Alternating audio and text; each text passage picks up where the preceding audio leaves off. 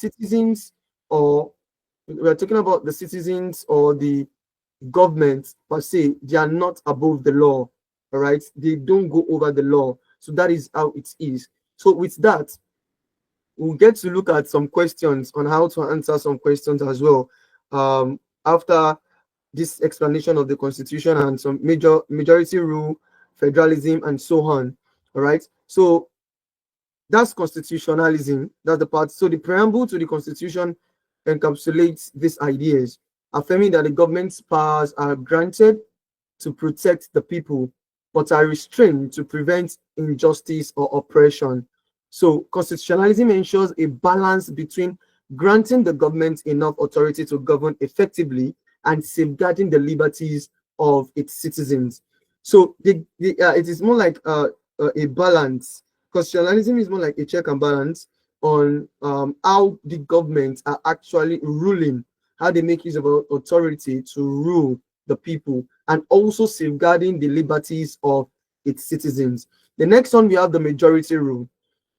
Principle of majority rule is also central to the functioning of American democracy, and decisions in a democracy are made by the majority. That's majority rule. So majority have the decisions to take in American democracy. That is, the citizens. 90% of the citizens have majority function, the right to be able to rule and make decisions, all right, whether in election or legislative processes. So the founder of the United States recognized the potential dangers of unchecked majority power, particularly the risk of infringing on the rights of minority groups or individuals with unpopular views. So to address this, the system incorporates protections for minority rights, most notably through the Bill of Rights, which guarantees fundamental freedoms and safeguards against oppression. So this balance between majority rule and minority rule ensures that democracy remains fair and inclusive. So when they talk about the minority rule, that is probably those that are under the grassroots level, and the majority rule as well. So they need to balance this between the two citizens, the majority and the minorities, all right, through the Bill of Rights.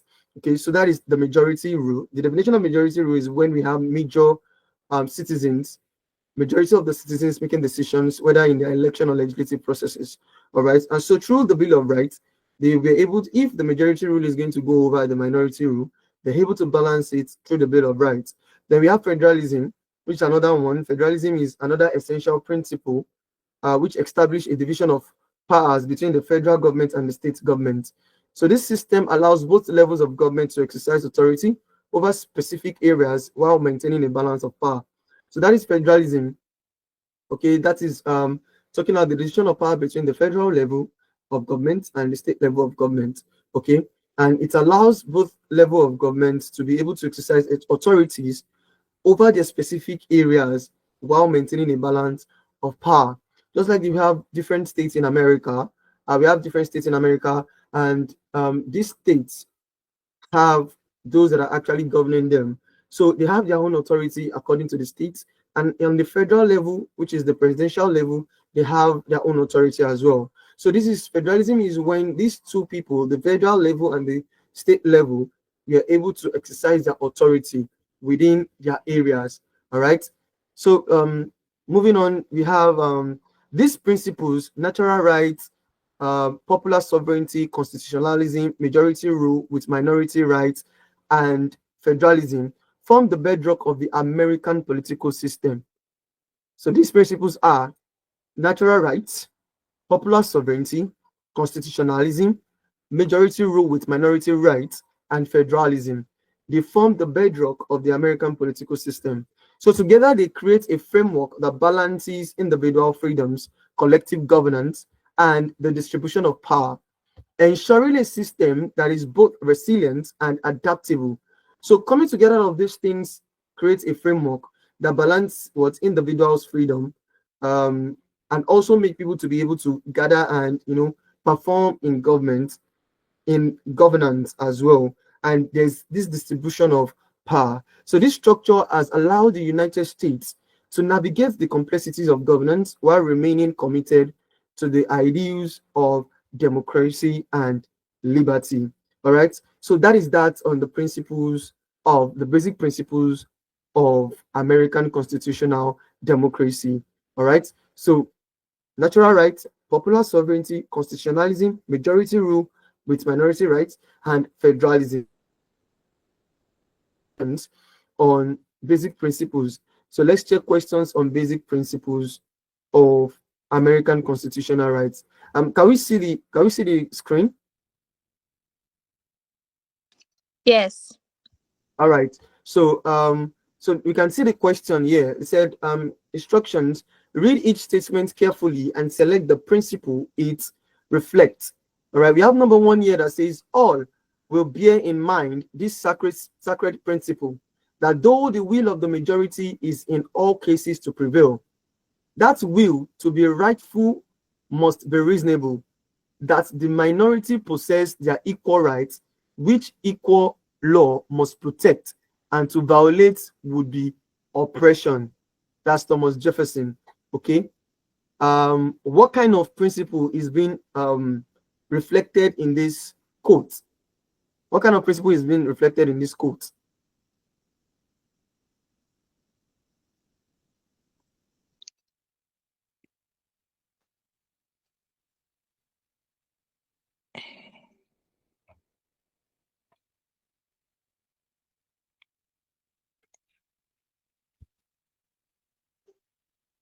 For the quote again, it says The all will be in mind. What did he say? the B, minority rights, maybe. Minority rights. That's very correct.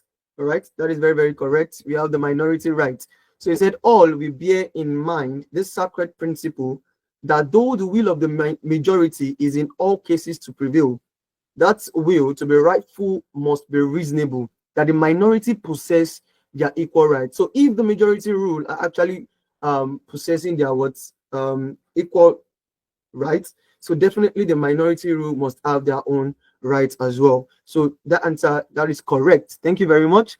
And we have number two that says everyone deserves to enjoy certain freedoms and have the opportunity to achieve a reasonable quality of life. Okay, what kind of principle is that for number two? Maybe the correct answer is C, popular sovereignty. Popular sovereignty.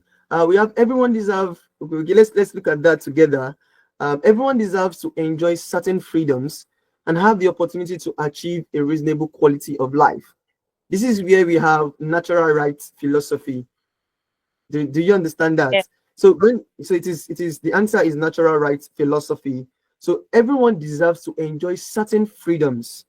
So these certain freedoms are the natural rights that I discussed earlier, that as a human being, you already have a right as human being. So these rights, the government cannot intervene into it, and you don't need the approval of the government before you can have this right. So, and have the opportunity to achieve a reasonable quality of life. So with this kind of right, as a natural right, you have the opportunity to achieve a reasonable quality of life for yourself. So that is what they mean by the natural rights. Government can't take this away from you, and you don't need the government's approval before you can have them. Unlike the minority rights or the limited government or popular sovereignty. Do you understand that? Yes, it's true. Yes. Thank you. Yeah, yeah, thank you very much. All right, so number three says citizens have the ability to express their opinions about the rules and laws they are expected to follow. So what kind of basic principle is that?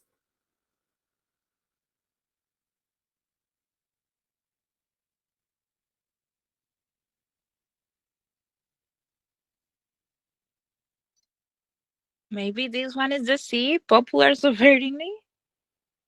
Correct. That is very correct. Popular sovereignty. That is correct. Citizens have the ability to express their opinion. So it is a popular sovereignty. That is very, very correct. Thank you very much.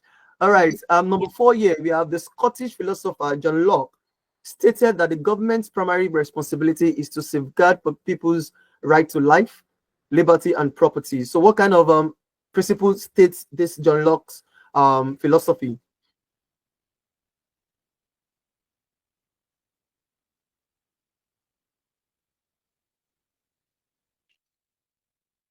Is the A the first one?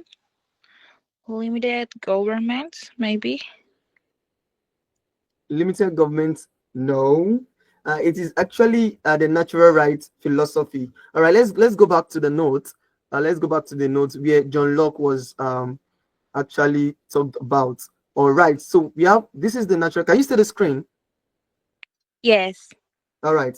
So we have the bold, the one written in this bold um, note is natural rights. And under this natural right, that is where we have the thinker, Enlightenment thinker, John Locke. All right. So it is actually the natural rights. And that was where he mentioned that, asserting that the primary duty of government is to protect individuals' right to life, liberty, and property. Do you see the highlighted one? Oh, yes. Yes, Yeah, yes. so it is. All right, so it is John Locke. Thank you very much for that. So let's go back to the question. Okay.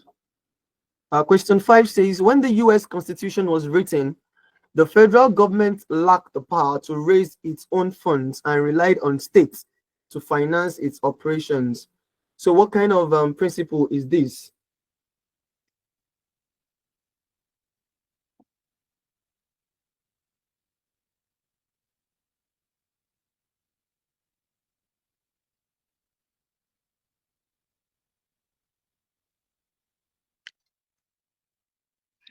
I'm not sure, but maybe this one is limited government because That is the very correct. That is very yeah. correct. Limited government. That is correct because the government is actually limited and they could not actually have the power to raise its own funds and relied on states to finance its operation.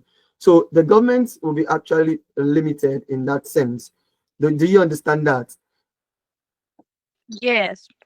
All right, Thank thank you very much for that. Okay, so moving on, we'll look at structure and design of the US federal government. That is what we're going to be looking at next. Okay, structure. Yes, structure and design of the US federal government. So the structure of the US federal government is grounded in the principle of separation of powers.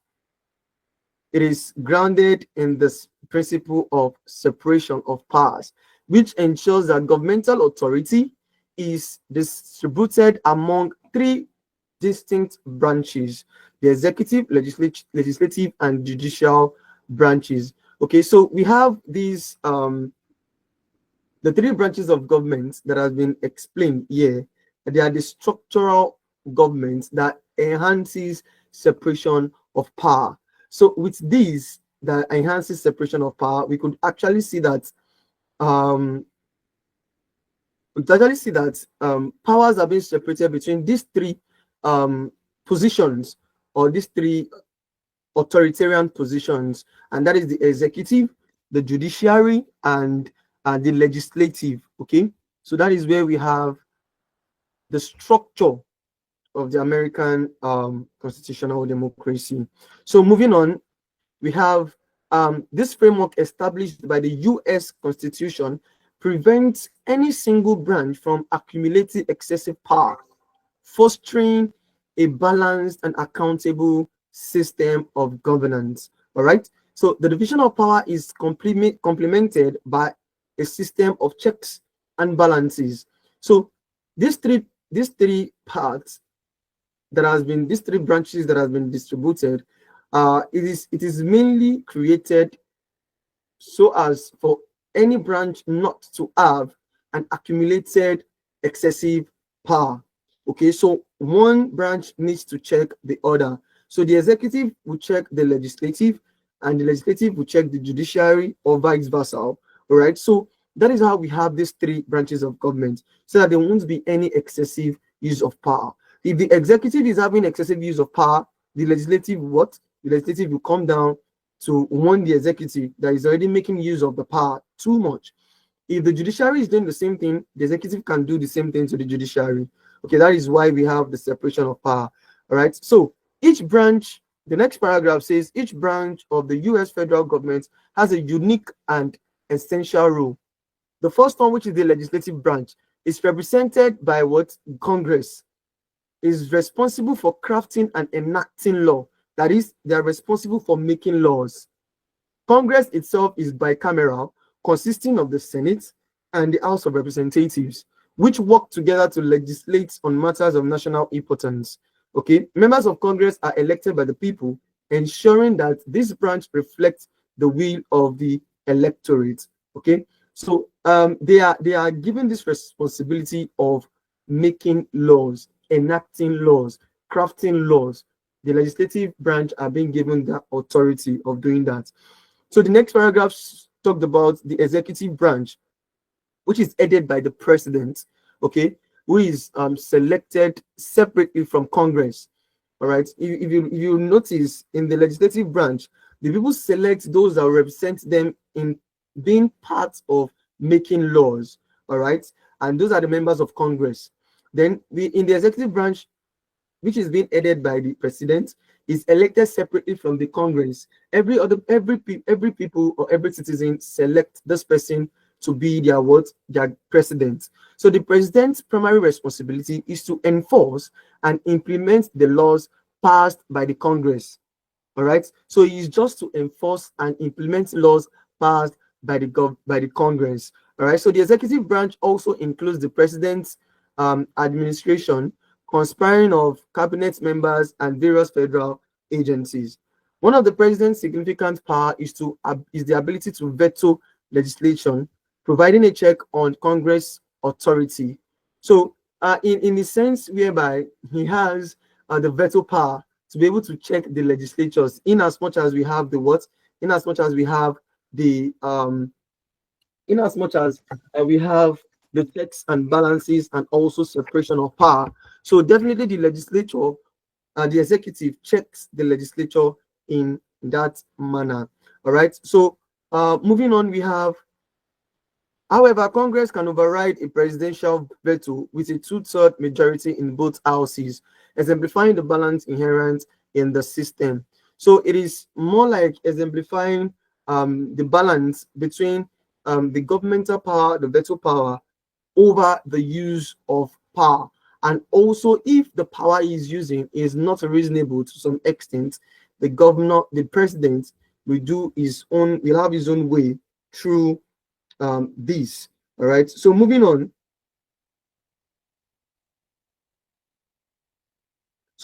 We have the judicial branch. We talk about the legislative, we talk about the executive, and now we are going down to the judicial branch. All right. So they are being represented by the court system, and is tasked with interpreting the laws and ensuring their alignment with the Constitution. Interpreting the laws and ensuring their alignment.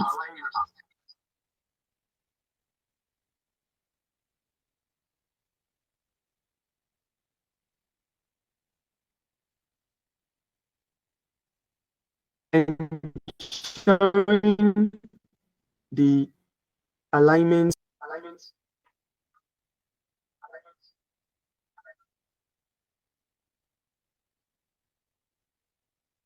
Sorry. Yes.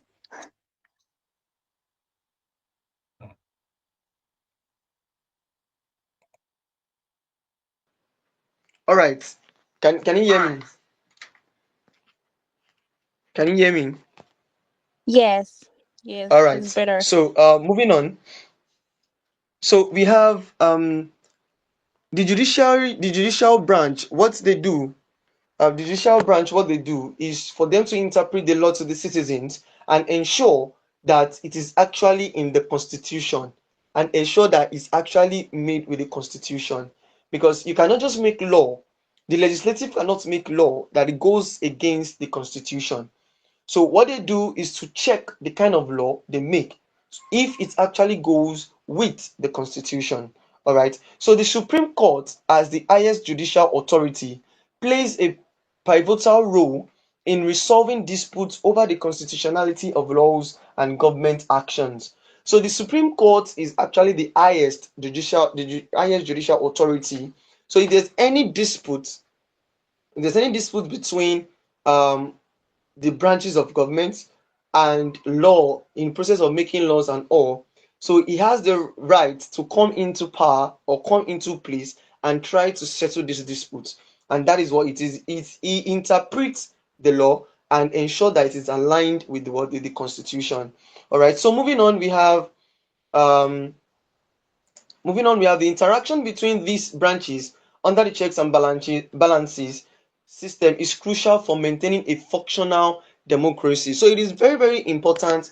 It's very, very important so as to go into what so as to make and maintain a functional democracy. Moving on. For instance, while the president can veto legislation, Congress holds the power to impeach and remove the president for misconduct.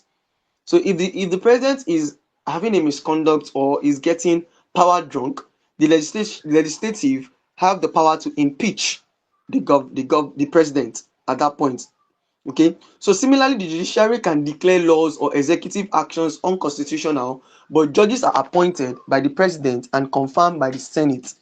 All right. So it is the president, that's the executive, that appoints the judges, and the Senate or the legislative actually confirms it and approves it. Okay, tying the branches together in a web of accountability. So they try to tie them together so that they can be accountable to themselves. All right, here we have a diagram. Here we have a diagram of their branches, and we have Congress approves presidential nominations and controls the budget. It can pass laws over to the president's veto and can impeach the president and remove him or her from office. We have the legislative branch, that's the Congress, which consists of House of Representatives, Senate or House and Senate can veto each other's bills. That is, it consists of House of Representatives and Senate. So House and Senate can veto each other's bills. Then we have executive branch, which is the government, the president rather, executive office of the president, executive and cabinet department, independent government policies. The president can veto congressional legislation. Then we have the court can declare laws unconstitutional. Then we have the Senate confirms the president's nomination. Congress can impeach judges and remove them from office. Then we have the judicial branch, which is the court. We have the Supreme Court, Court of Appeal, and District Court. So it is the district court that is down to the grassroots level. After the district law court, we have the Court of Appeal. After the Court of Appeal, we have the highest one, which was the Supreme Court. So moving on, we'll talk about each branches. The first one is the legislative branch. Okay, the legislative branch, and here we have the legislative branch of the U.S. government, known as Congress, consists of two chambers, the House of Representatives and Senate. Okay, so these chambers, while equal in legislative power, differs in their composition, election processes, and responsibility. Okay, together they form a bicameral legislature designed to balance the interests of both the population and the state. So the state. Sorry, something came up right now. Trying to do that.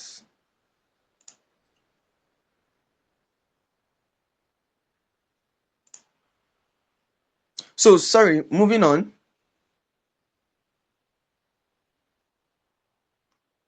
So we have the House of Representative offers often referred to as the lower house. That's the House of Representative is often referred to as the lower house in government, and we have is composed of members elected from districts within each state. Districts within each state. Moving on, it said these districts are drawn to represent approximately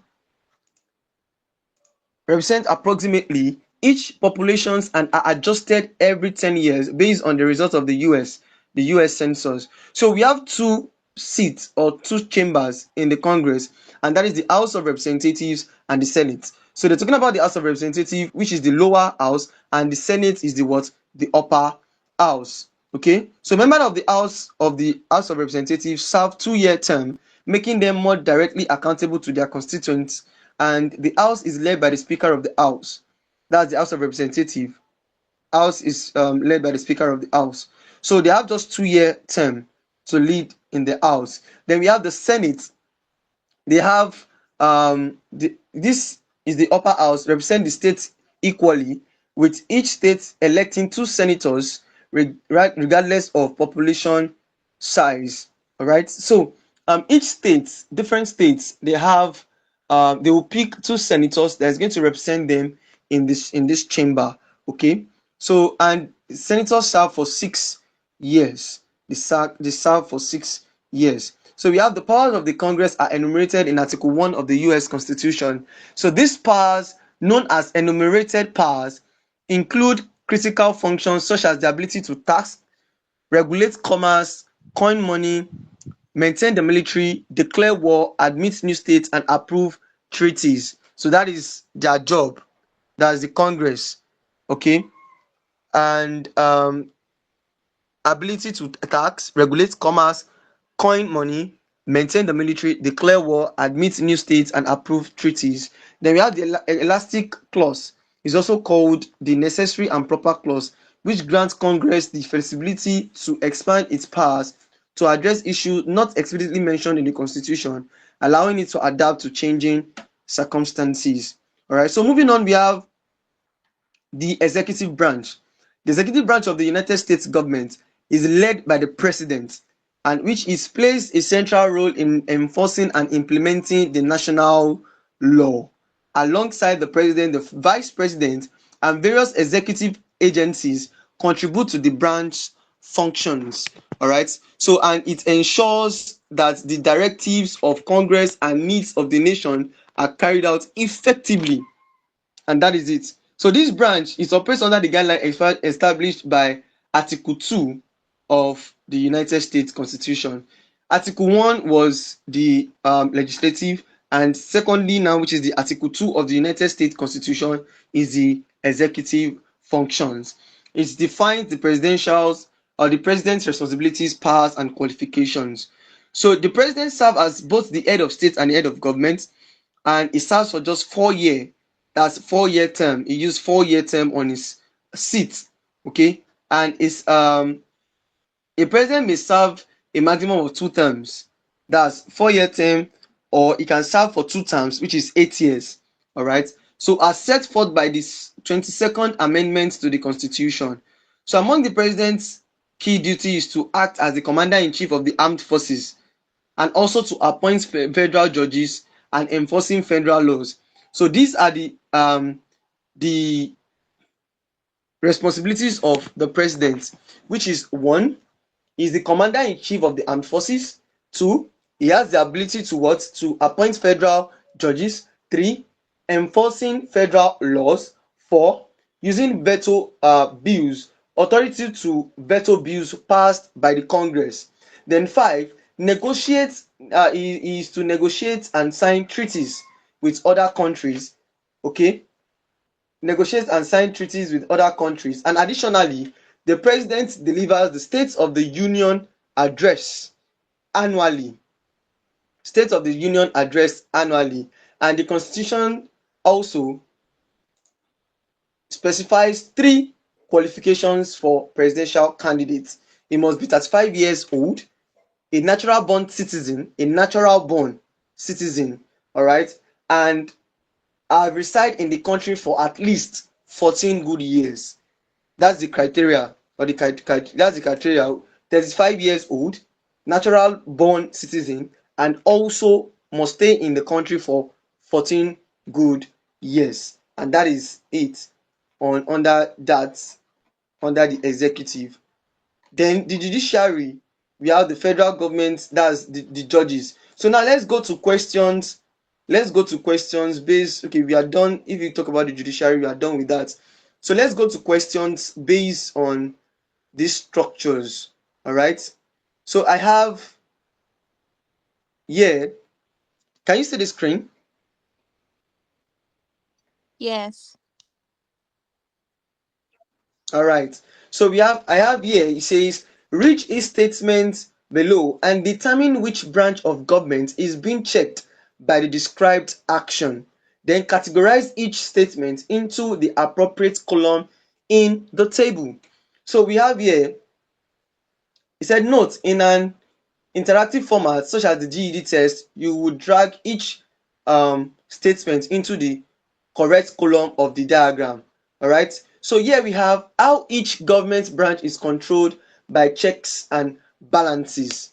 So we have actions that checks the legislative branch. Out of these boxes, yeah, we have to pick the actions that checks the legislative branch. Out of these boxes that we have here. So we have the president nominates judges to Supreme Court. We have another box that says Congress has the power to remove the president from office. Then we have another one that says the president has the power to veto laws enacted by the Congress. So out of these boxes, which is going to be part of the actions that checks the legislative branch out of the boxes?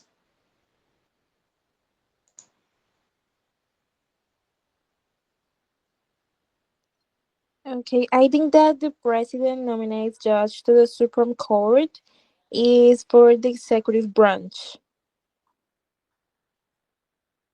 Is what? For executive branch, the second one. This one, yes, is an action that checks the executive branch. Okay, that the president nominates judges to the Supreme Court. Yes, that is very, very correct. That is the actions that check the executive. That's under the executive branch. That is very, very correct. All right. So the second box that we have here that says Congress has the power to remove the president from office. Okay. So which action is that? Which branch is that?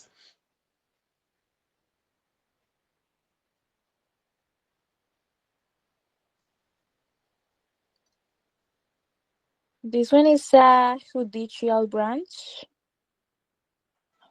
What did you say? A judicial branch. The third one. The judicial branch. Yes. Is it this second one? The Supreme Court decides. Eh, yes. All right. So the Supreme Court decides if laws enacted by Congress follows the guidelines of the Constitution. That's under the judicial branch, which is actually correct. It's under the judicial branch, which is actually correct. Now let's look at the second rule. The first one on the second rule, that the second rule for the boxes. The first one here says Congress has the power to remove the president from office. What branch talks about that? El Congreso is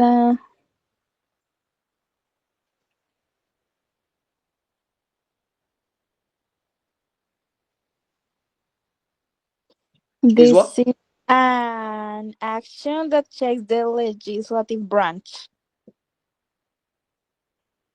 The what? Actions that check the. Legislative branch. Thank you, legislative branch. That is correct. That is very, very correct. So the one underneath, the box underneath that, it said the Senate must confirm persons nominated for the Supreme Court. Which box is each branch is that? The Senate must confirm persons nominated for the Supreme Court. Legislative branch. Very good, legislative branch. So the third rule, we have the president has the power to veto laws enacted by the Congress. Which branch is that?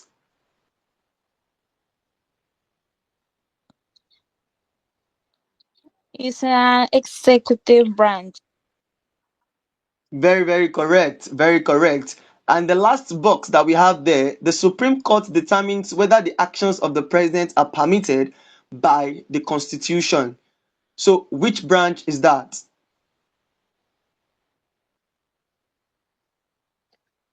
The Supreme Court determines it.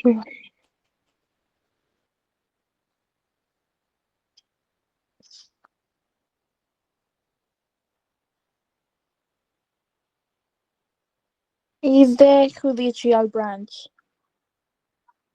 The judicial branch. Very good. That is very, very correct. All right. That is very, very correct. Thank you so much for your attentiveness for the class. I really appreciate that. Thank you very much for that. Um, and that is all we'll be discussing for today. Just the basic principles of the American Constitution and the structure. And that's the three branches of the American government. And that is what we are going to be. That's what we are going to be ending for today. Thank you very much for attentiveness in the class. Thank you. We'll see in our next class. Yes, of course. Thank you so much. Have a good one. You're welcome. Thank you very much. You're welcome. You're welcome. All Bye. right. Have a good day. You too. Yeah.